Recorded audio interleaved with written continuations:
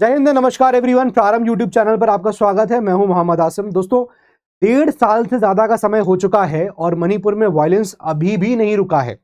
Last year मई 2023 में ये violence erupt हुए थे और अब हम ऑलमोस्ट 2025 में एंटर कर रहे हैं और ये वायलेंस अभी भी वहां पर हो रहे हैं। इस पूरे 1.5 साल से ज्यादा के समय में सरकार ने कई बार वहां पर इंटरनेट शटडाउन किया, कई बार वायलेंस हुए। रिसेंटली आप नवंबर का आपको अगर न्यूज याद होगा कि 6 डेड बॉडीज एक ही फैमिली की रिकवर हुई, उस वक्त भी माहौल वहां पर टेंशन हुआ, सरकार को फिर इंटरनेट शटडाउन करना पड़ा। ये कई बार इस तरह की चीजें हुई। अब मैं इंटरनेट शटडाउन पे इतना फोकस क्यों कर रहा हूं, क्योंकि अभी रिसेंटली एक हमारे ऑफिशियल्स ने, सिक्योरिटी ऑफिशियल्स ने जब इस कॉन्फ्लिक्ट जोन में जाके रेड किया तो कई सारे वेपन्स आप देखिए बरामद किए, लेकिन उसमें से एक डिवाइस भी बरामद हुआ है जिसपे आप देखोगे तो स्टार लिंक का लोगो लगा हुआ है। तो ये स्टार लिंक के बारे में आई होप आप लोगों को पता होगा, तो मैं इसके ऊपर भी आज डिस्कस करूंगा।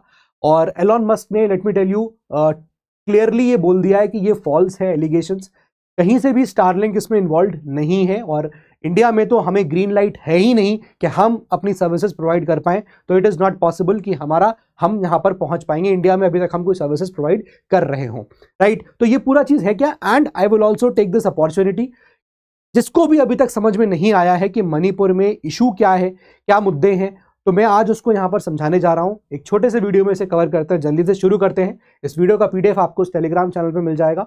किसी प्रकार का आपको डाउट होता है, आपको किसी भी तरह का गाइडेंस चाहिए यूपीएससी सिविल सर्विसेज एग्जामिनेशन को लेकर, तो यहाँ पर आप मुझसे जुड़ सकते हैं। यहाँ पर मैं अक्सर लाइव आता हूँ और आप लोगों की प्रॉब्लम्स को यहाँ पर मैं एड्रेस करता हूँ। तो चलिए स्टार्ट करते हैं। अब ये देख रहे हैं, सबसे पहले स्टारलिंक है क्या। देखिए, आपको इतना पता ही होगा कि एलॉन मस्क की जो कंपनी है स्पेस एक्स, उसका ये प्रोजेक्ट है Starlink.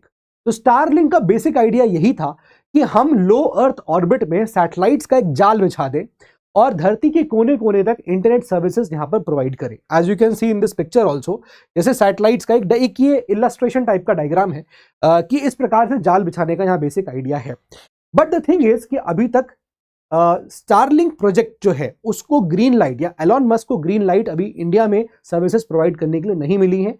Ministry of home affairs ने अभी तक वो एप्लीकेशन पे साइन नहीं किया है जो एलॉन मस्क ने सबमिट किया था, उसकी कंपनी ने सबमिट किया था कि हम आपकी कंट्री में सर्विसेज प्रोवाइड करेंगे। बट सिक्योरिटी रीजंस के चलते अभी तक हमारी होम मिनिस्ट्री ने उसको साइन करके नहीं दिया है, अलाउ नहीं किया है, राइट। तो ये है स्टारलिंक।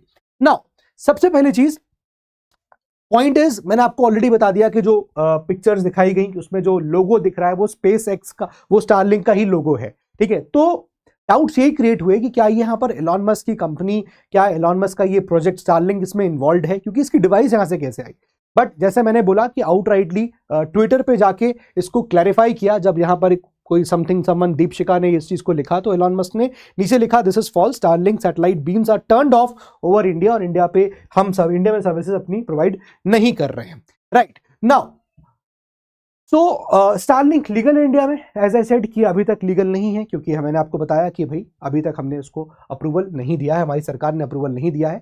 एक मैप है स्टारलिंक की वेबसाइट पे, वो ये दिखाता है कि भाई कहाँ कहाँ सर्विसेज चल रही हैं और अभी कहाँ कहाँ नहीं चल रही। इंडिया के ऊपर जब आओगे तो वहां लिखा हुआ मिलता है पेंडिंग रेगुलेटरी अप्रूवल, यानी कि अभी इंडिया में हमारी सर्विसेज नहीं चल रही है। इनफैक्ट मैं आपको बताऊं, सेम मैसेज पाकिस्तान के लिए भी आता है कि वहां भी अभी नहीं चल रही है। एंड इनफैक्ट मैं बताऊं आपको कि बांग्लादेश में और भूटान में 2025 में ये सर्विसेज स्टार्ट होने वाली हैं, ऐसा भी वहां पर लिखा हुआ है, ऐसे लिखा मैसेज लिखा रहता है कि स्टार्टिंग इन 2025, ठीक है। इनफैक्ट आप देखिए, Starlink is not available yet in Nepal and Myanmar. तो बात यही है कि भाई मणिपुर इज सो लगा हुआ है म्यांमार से, तो ये भी चीज बोली गई कि भाई म्यांमार के थ्रू भी हो सकता है कि ये डिवाइसेस पहुंच गए हों, बिकॉज इन्फिल्ट्रेशन वहां से भी होता रहता है। तो इस तरह की चीजें यहां पर चली हैं। देखो ठीक है, बहुत एलिगेशंस है, but personally I don't think कि इसमें कोई ज्यादा अभी सब्सटेंस है, और ये सिंपली कुछ भी हो सकता है, might be a fake logo type of thing भी हो सकता है, कुछ भी हो सकता है। बट चलिए पहले यहां पर मैं आपको बताना चाहता हूं कि भाई पूरा मामला मणिपुर का है क्या, उसको समझ लेते हैं। इंटरनेट शटडाउन क्यों है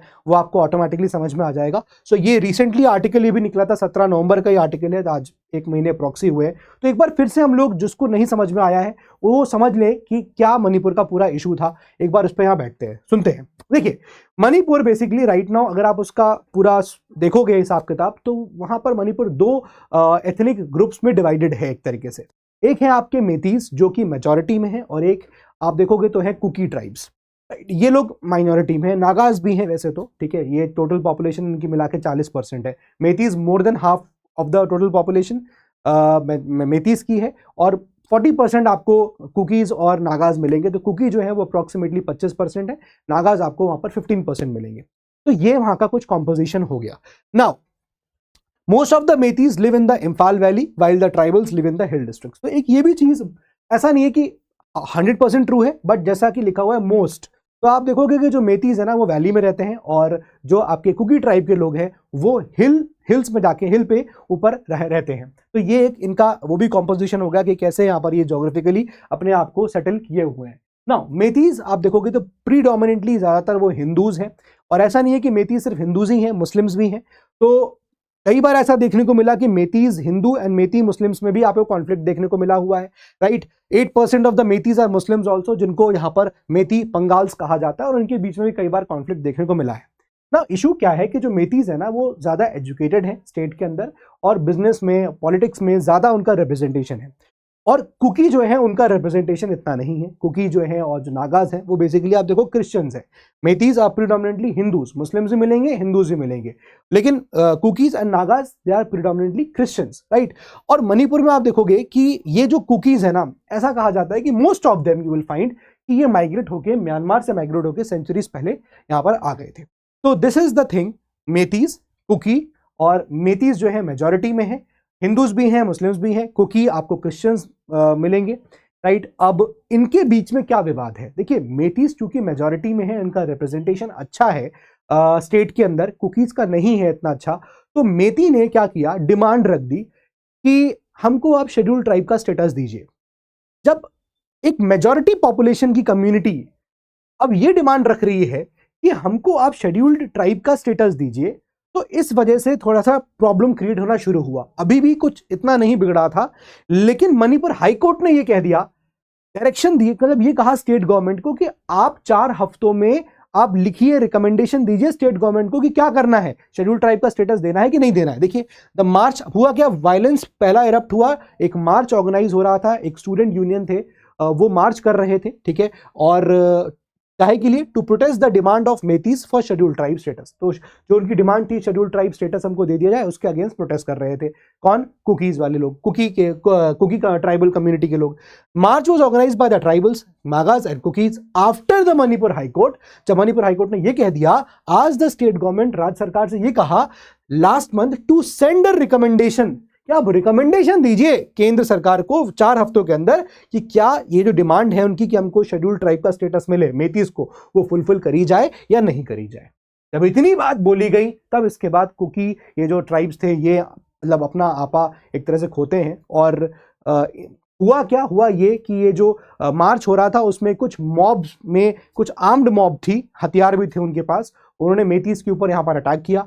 फिर इस पर्टिकुलर अटैक की वजह से रिवर्स अटैक भी हुआ, और फिर इस पर यहाँ पर वायलेंस जो है होना शुरू हो गया। काफ़ी बड़े क्लैशेस हुए थे, अगर आपको याद हो लास्ट ईयर मई 2023 में। तो ये पूरा मामला है जो मणिपुर में यहाँ पर चल रहा है, और ये स्लोली एंड ग्रेजुअली अभी भी यहाँ पर बना हुआ है। और जैसे मैंने बताया नवंबर के मंथ में तो और ज़्यादा चीज़ें ऐसी होती रहीं जहाँ पर इस तरह के अटैक्स हो रहे हैं कि भाई फैमिली की फैमिली मार दी गई, गायब हो गई, और फिर उनकी डेड बॉडीज रिकवर हो रही हैं। तो अभी तक मणिपुर में सॉल्यूशन निकल के नहीं आया है, और 1.5 साल से ऊपर हो चुका है। This is something very alarming.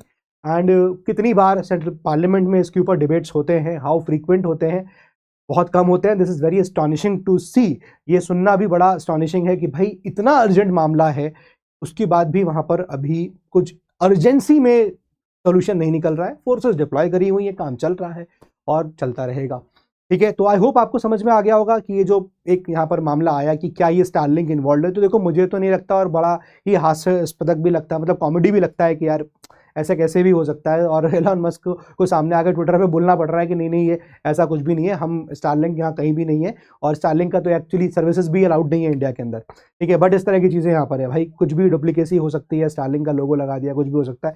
Time बताएगा, investigation is on. And I hope आपको पूरा ये मणिपुर का जो मामला था इनका समझ में आ गया कि वहाँ पर इशू है क्या। तो मुलाकात करते हैं अपने अगली वीडियो में। जय हिंद एंड जय भारत।